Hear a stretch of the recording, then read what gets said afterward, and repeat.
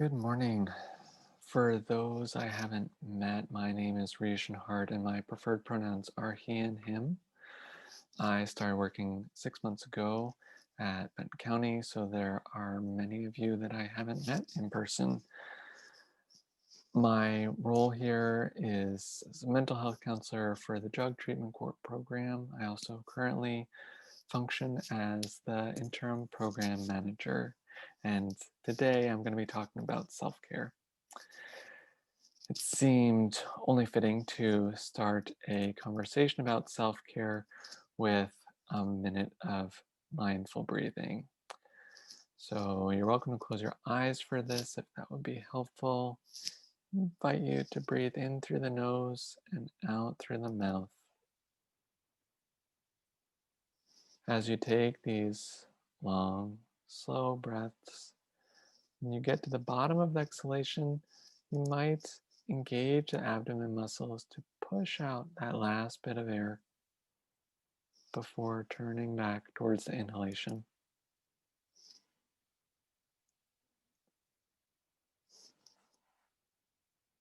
Allowing the attention to focus on the movement of the muscles in the belly.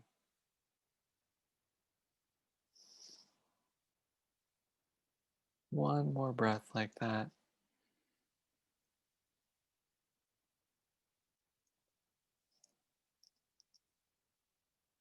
Great, thank you.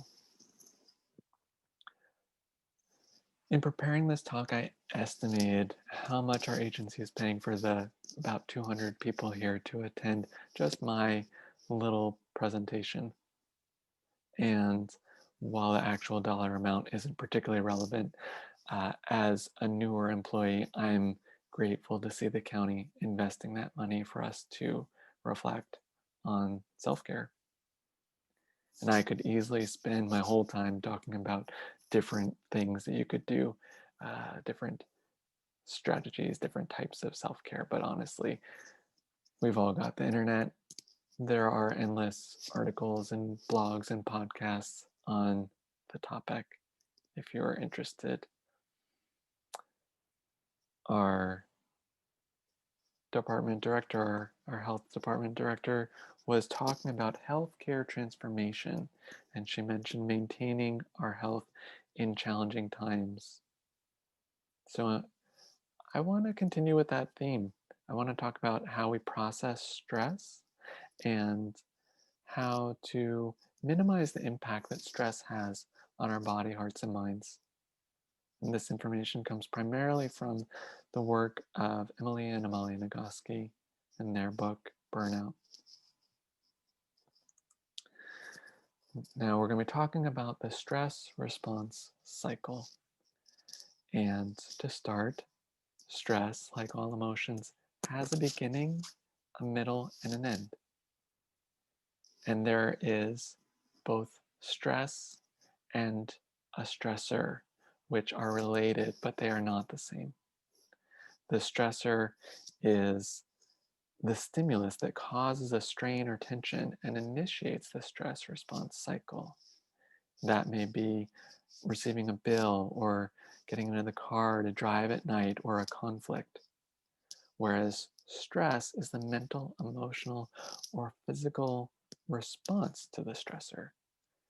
You may notice an increased heart rate, or your muscles tensing, or hearing or seeing more acutely. And removing a stressor does not necessarily resolve the stress. Processing that stress is a separate activity. So, for example, consider that you're working on a major project for work or school, and it takes weeks of preparation. When you finally turn in that project and it's well done and it's received positively, the stressor at that point is gone. However, we may have a backlog of stress that's accumulated over the course of weeks, which is still right there and needs to be digested. Now, evolutionarily, our stress response was designed to be engaged for a few minutes at a time. If we needed to fight off a cougar or outrun an enemy, those generally involve short bursts of adrenaline, at the end of which we'd be safe from harm or we'd be dead. And either way, the stressor was no longer an issue of concern. Our body was not designed to endure its stress response system for days or weeks or months at a time, which we so commonly experience in our modern society. It's like flooring the gas pedal on your car while you're in neutral. You're not effectively using your energy, and your car's engine will wear out more quickly. Over extended periods of time, the stress response starts to impair essentially every system in our body. We'll experience decreases in the functioning of our immune system, which increases the susceptibility to illness. There are strains on our cardiovascular system, which increases potential for plaque to accumulate and heart disease. The good news is that we don't have to completely resolve a stressor before we end a stress cycle. We may have that challenging project that requires weeks to complete, but it's possible to set down the stress at the end of the day. Now, a really important point is that our body doesn't get the message to release stress from just any form of self care. In terms of our evolution as a species, our bodies learned specific behaviors that indicated when a stressor was gone and a stress cycle could complete. Maybe sadly for us, our body is not designed to associate a bubble bath or a beer or even a vacation with that sense of safety and the end of a stress cycle. But here are some specific, concrete, evidence-based behaviors that let your body know to relax. And they're listed in the general order of effectiveness. So, most effective physical exercise. We're talking walking, running, dancing, cycling, or progressive muscle relaxation, where you tense different areas, muscles in the body, like tensing the hands into fists for 10 or 20 seconds, and then releasing them. And then tensing the forearms, and then the biceps, and so on. The next one is deep breathing, just like we were doing a moment ago. Breathing long and slow, engaging the abdominal muscles with the exhalation. Positive social interactions. We're talking about connecting with someone, complimenting a colleague about their comment at a meeting, connecting with a friend,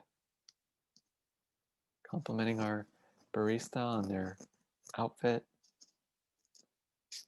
Another one is laughter. We're talking here about authentic laughter, really belly laughing laughter, not the socially polite laughter. Then there's affection. There are different ways that we could engage with affection, but the Nagoskis mention a 20-second hug where you wrap your arms around someone and you breathe until you feel your body release. If you're noticing your heart rate, you might notice it lower. And then there's crying. And this is specifically starting with something that you feel sad about, nervous about, allowing the tears to come. And then once you're crying, shifting the attention from the thoughts to the physical experience of crying. Being aware of the muscles contracting as you breathe out that weeping way, feeling the tear drops rolling down your cheeks, feeling the snot as it exits your nose and rolls down your upper lip. And then there's creativity, which it could be drawing or singing or writing poems, but it could also be visualizations like imagining the stressor in front of you like a ball, and you have a baseball bat and you hit it until it flies out of our solar system out of sight, or it smashes into a million pieces. But engaging that creativity. We're doing these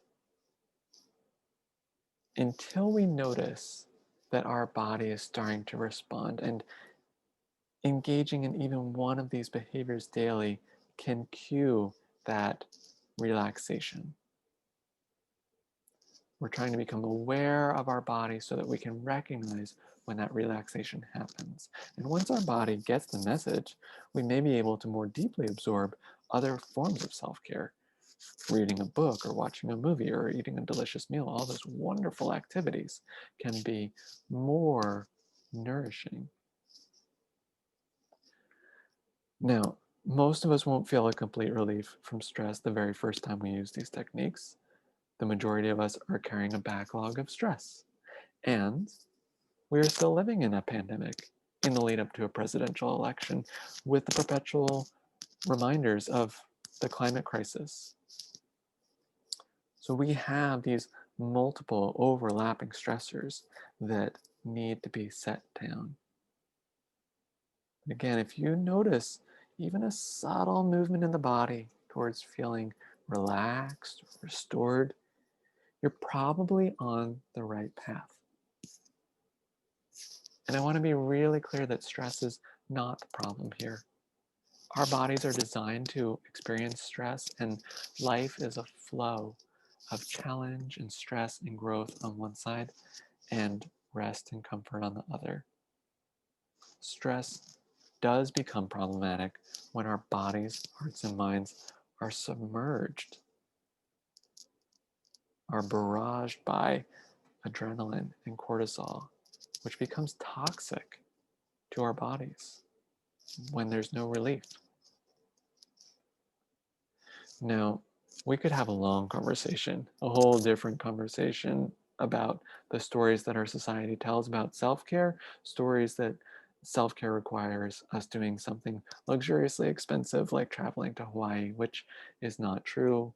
We may also have absorbed messages from our culture that we're lazy or we're selfish if we take care of ourselves. Again, not true.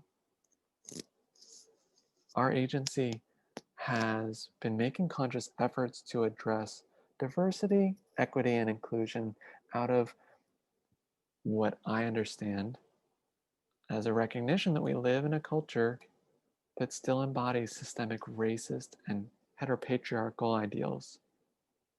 So, as a social worker, it feels really important to underline and highlight that in the context of our culture, honoring our body's health and well being and the well being of others is a revolutionary act.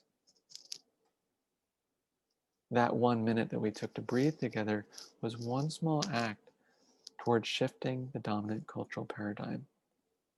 And these small shifts accumulate over time and they support systemic change. Another way that these self-care shifts the paradigm of our social culture is that we live in relationship with other people. If those people believe cultural stories that self-care is laziness or it requires lots of time and energy,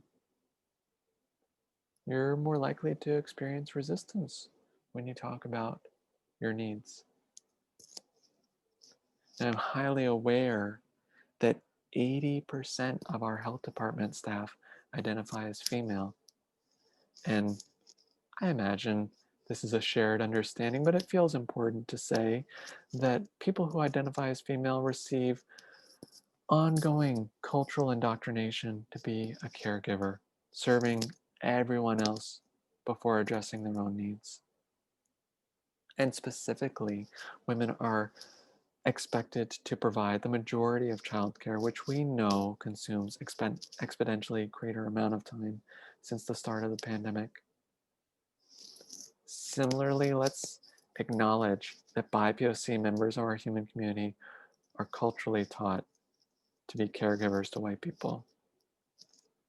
All this cultural indoctrination creates what I see as a major hurdle to engaging self-care behaviors regularly and completing that stress response cycle, because even if we can believe that our stress has a cycle and that completing that cycle is important to our long-term physiological and emotional and psychological health, it is highly likely, again, that the members of our immediate community, our partner, our family, our roommates, still believe and act out of that dominant cultural paradigm.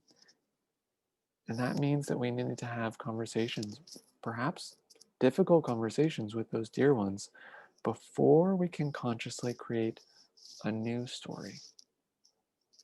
A story that says we are allowed to take time for ourselves. It requires creating a bubble of people who value your well being at least as much as you do. And that they will make sure that you get time for your evening walk, or they will engage you with that 20-second hug. If you live alone, it's still helpful to have those conversations, because one of the greatest supports for success in self care is an accountability partner. Whether that's a friend or a family member, romantic partner. So, to summarize, our bodies weren't designed to endure the level of stress that most people experience in modern society. And if we don't give our body at least one of those specific messages that it recognizes as a signal of safety, our stress will not know. Our stress will not turn off. Our bodies won't get the message.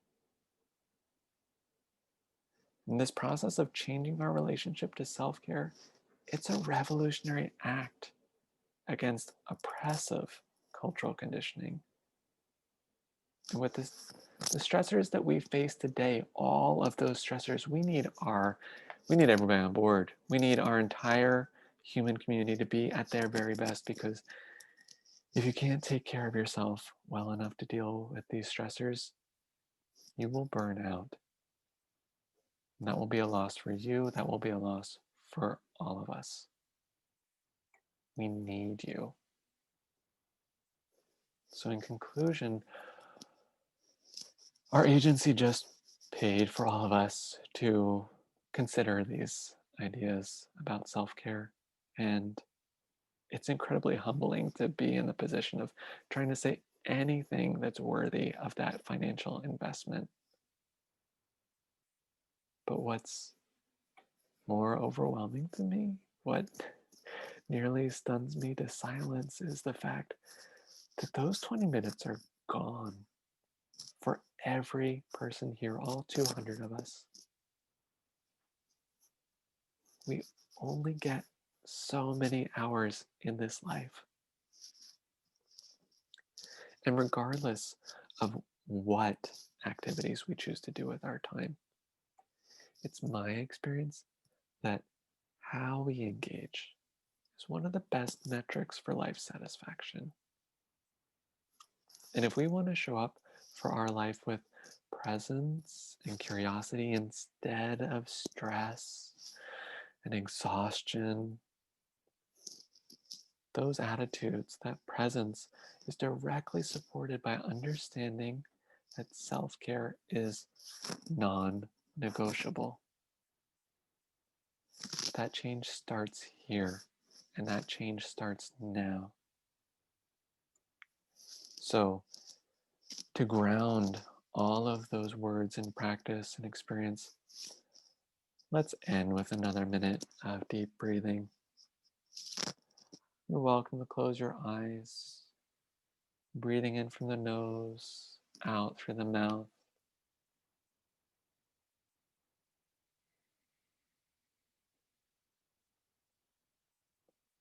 Feeling the sensations in your body and your chest that change moment by moment as you breathe. That immediate feedback, that direct confirmation that you are alive.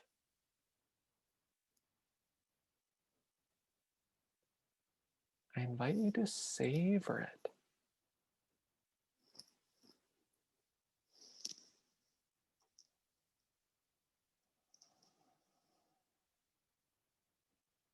Taking one more breath.